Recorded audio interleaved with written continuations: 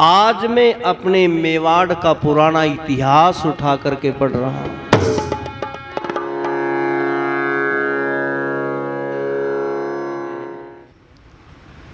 भारत के उस महान योद्धा को स्मरण कर रहे हैं।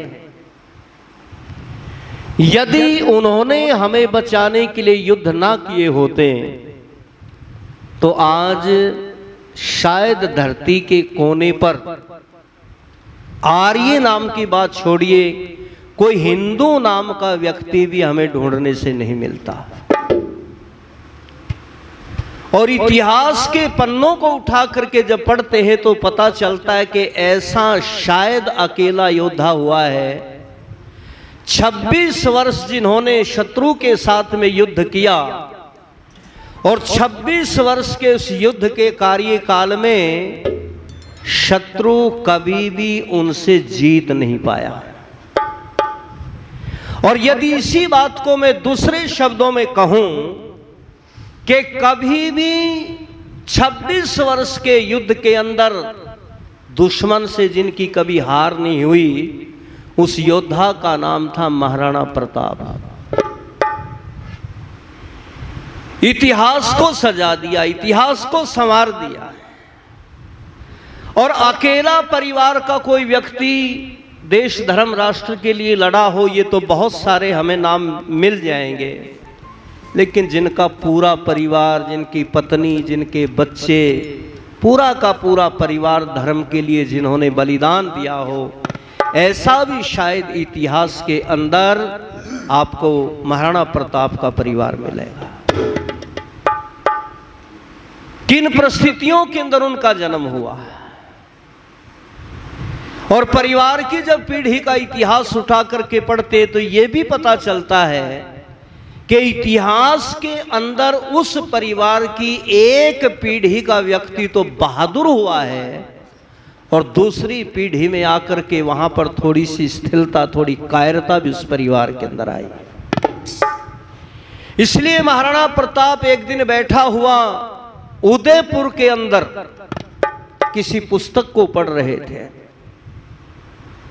कोई ग्रंथ था, कोई किताब थी सज्जनों, और उसे जिस समय उठा करके पढ़ने लगे, पन्नों को पलटने लगे, जब एक पेज के ऊपर नजर जाती है तो एकदम क्रोध में, गुस्से में आंखें लाल हो जाती हैं। और जब दूसरे पेज को पलट करके पढ़ते हैं तो आंखें नम हो जाती, आंखों से आंसू गिरने लगती हैं। सामने खड़े हुए एक सिपाही ने, एक सेनापति ने ये सारा नजारा देखा, और ये सब देख करके कहते हैं, राणा आज कौन सा इतिहास पढ़ रहे हो, कौन सी पुस्तक पढ़ रहे हो, जिनको पढ़ते पढ़ते कभी तो गुस्से में आंखें लाल हो जाती है और कभी कभी आपकी आंखों से पानी गिरने लग जाता है, ये कौन सी किताब है। उस किताब को बंद करके बराबर में रख दिया और कहता रहे, हो मेरे सिपाही, आज मैं अपने मेवाड़ का पुराना इतिहास उठा करके पढ़ रहा हूं। वो मेरे मेवाड़ का इतिहास जो मेरे दादा परदादाओं ने कभी जिसको सजाया था, संवारा था, इतिहास बनाया था, लेकिन आज वही चित्तौड़ में देख रहा हूं कि गैरों के अधीन हो गया।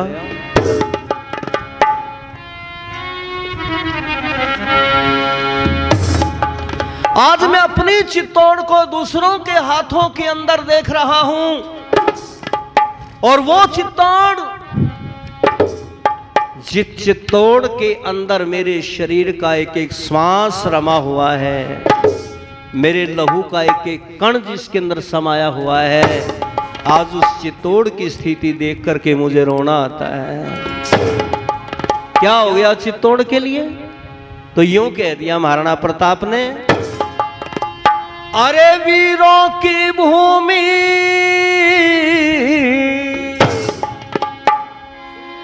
मेरे दादाओं की भूमि, दुख पा रही रे चित्तौड़, वीरों की भूमि, दुख पा रही रे चित्तौड़, वीरों की भूमि, दुख पा रही रे।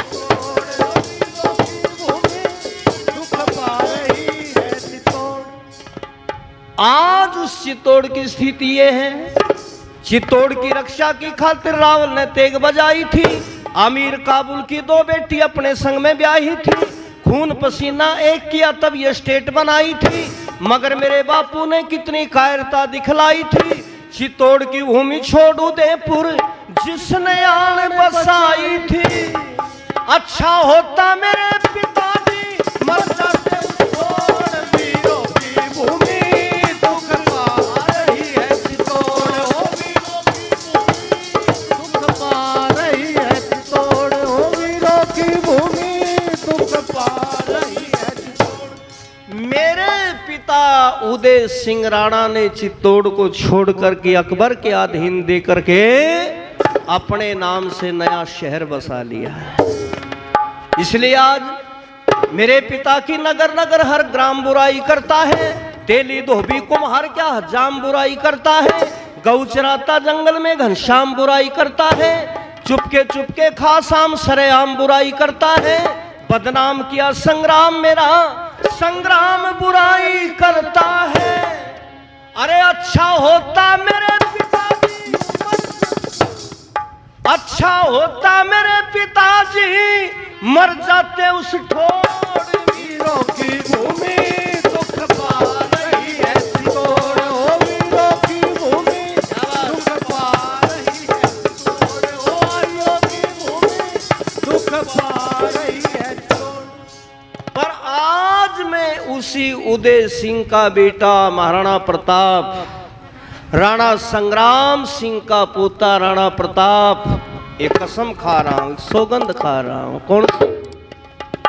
चित्तौड़ की भूमि तुझको अब स्वतंत्र बनाऊंगा, क्षत्रिय है प्रताप नाम मेरा, मारूं या मर जाऊंगा, इतने ना स्वतंत्र होगी इतने पर निभाऊंगा। सोने चांदी के बर्तन में कभी ना भोजन खाऊंगा, मिट्टी के जो मिले ठेकरे उसमें भात पकाऊंगा, नीचे गीली जमीन होगी उस पर घास बिछाऊंगा, दाढ़ी से 2 गज की बढ़झा कभी नहीं मुंडवाऊंगा, सर के बालों के ऊपर मैं कैंची नहीं लगवाऊंगा, मारूंगा मर जाऊंगा चित्तौड़ को लेके आऊंगा, मारूंगा मर जाऊंगा चित्तौड़ को लेके आऊंगा, मारूंगा मर जाऊंगा चित्तौड़ को लेके आऊंगा। क्योंकि वीर बहादुर मिट जाते पर मिटती नहीं मरोड़ वीरों की भूमि, दुख पा रही है चित्तौड़, वीरों की भूमि, दुख पा रही है चित्तौड़, हो रही है चित्तौड़। उसी चित्तौड़ को लेने के लिए आज मैं प्रतिज्ञा कर रहा हूं, कसम उठा रहा हूं। और महाराणा प्रताप के मुख से जब ये आर्यभद्र पुरुषों शब्द निकले मेरी बहनों माताओं, जितने सिपाही सुन रहे थे सबकी म्यान से तलवार बाहर निकल गई। और तलवार बाहर निकाल करके कहते हैं, राणा चलो मेवाड़ को लेने के लिए, चलो चित्तौड़ को लेने के लिए, उस चित्तौड़ को लेने के लिए जहां हमारे राजा राणा प्रताप के शरीर का पसीना टपकेगा वहां पर हम अपने शरीर से रक्त बहा देंगे, खून बहा।